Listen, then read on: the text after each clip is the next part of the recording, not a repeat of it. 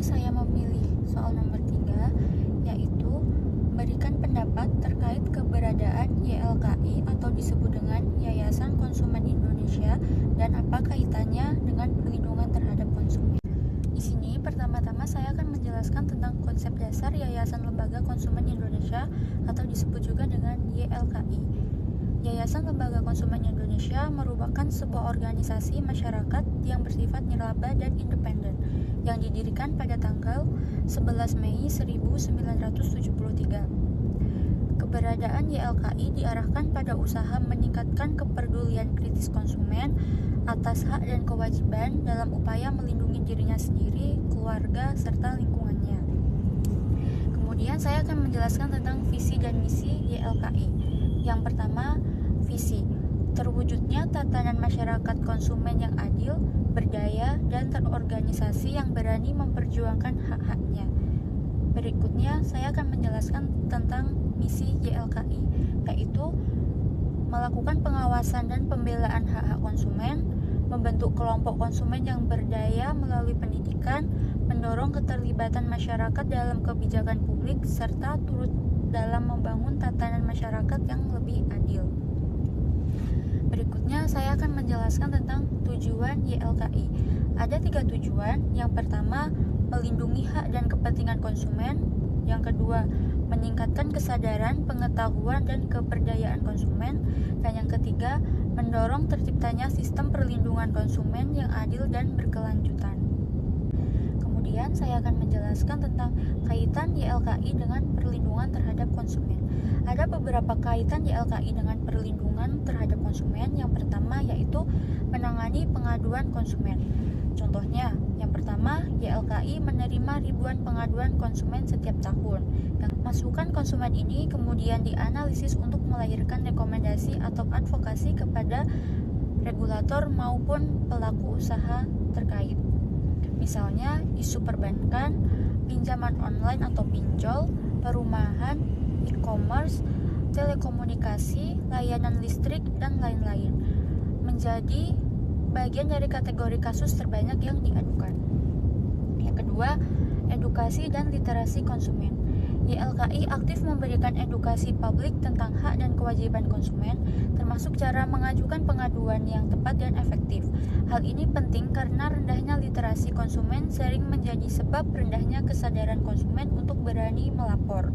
YLKI juga menyampaikan tips kepada konsumen bagaimana menyampaikan komplain secara efektif agar tidak berujung masalah hukum atau ditolak oleh pihak pelaku usaha.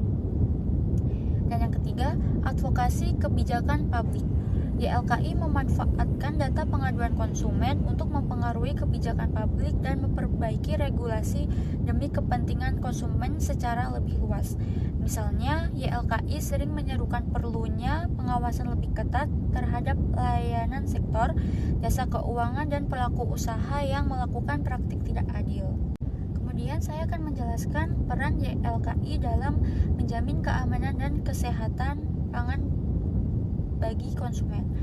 Dalam menjalankan perannya sebagai lembaga perlindungan konsumen, YLKI turut mengacu dan menerapkan Undang-Undang Nomor 36 Tahun 2009 tentang kesehatan sebagai dasar dalam melindungi konsumen dari risiko kesehatan akibat pangan yang tidak aman. YLKI menekankan bahwa penyelenggara keamanan pangan bertujuan untuk menjaga agar pangan tetap utuh, tetap aman, higienis, bermutu, dan bergizi, serta tidak bertentangan dengan agama, keyakinan, dan budaya masyarakat. YLKI menekankan bahwa keamanan pangan juga berfungsi untuk mencegah terjadinya cemaran biologis, kimia, maupun benda lain yang dapat mengganggu, merugikan, dan membahayakan kesehatan manusia. Sebagai bentuk perlindungan konsumen, YLKI mengedukasi dan mengadvokasi penerapan ketentuan bahwa setiap orang dilarang mengedarkan pangan tercemar atau yang berbahaya. Kemudian, ada beberapa contoh kasus konkret YLKI saat menangani pengaduan konsumen. Saat itu berjudul dugaan kecurangan takaran minyak kita. Kasus ini terjadi pada tahun 2025. YLKI mengkritisi dan menyerukan penindakan atas dugaan praktik curang atau ilegal dalam distribusi minyak goreng merek Minyak Kita. Produk yang secara label dijual 1 liter ini ternyata berisi sekitar 750 sampai 850 ml, sehingga konsumen membayar lebih dengan volume yang kurang dari seharusnya. YLKI menilai tindakan tersebut sebagai pelanggaran hak konsumen sesuai pasal 8 ayat 1 Undang-Undang Nomor 8 1999 tentang perlindungan konsumen karena produk tidak sesuai dengan informasi yang tertera pada label. YLKI meminta pemerintah, terutama Kementerian Perdagangan dan aparat penegak hukum, untuk melakukan inspeksi mendadak dan penindakan tegas terhadap produsen curang tersebut. Kemudian YLKI juga menyatakan bahwa konsumen yang dirugikan berhak mendapatkan ganti rugi dari pelaku usaha dan mendorong proses pengaduan untuk mendapatkan kompensasi. Pada kasus ini menunjukkan bahwa peran YLKI tidak hanya menerima aduan, tetapi juga menjadi pengawas independen praktik pasar yang merugikan konsumen serta mendorong penegak hukum yang lebih tegas.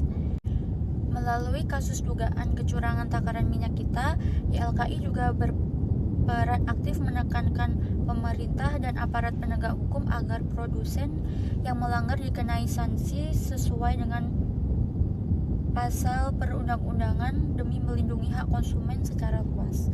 Jadi kesimpulannya adalah YLKI berperan strategis dan multidimensional dalam perlindungan konsumen di Indonesia melalui 1. Penanganan pengaduan konsumen sebagai sektor ekonomi, 2. Edukasi dan literasi untuk meningkatkan kesadaran hak konsumen, advokasi kebijakan publik berdasarkan data pengaduan konsumen, dan yang ketiga, pengawasan praktik pasar yang dinilai merugikan konsumen termasuk dorongan hukum dalam kasus-kasus konkret seperti Minyak Kita.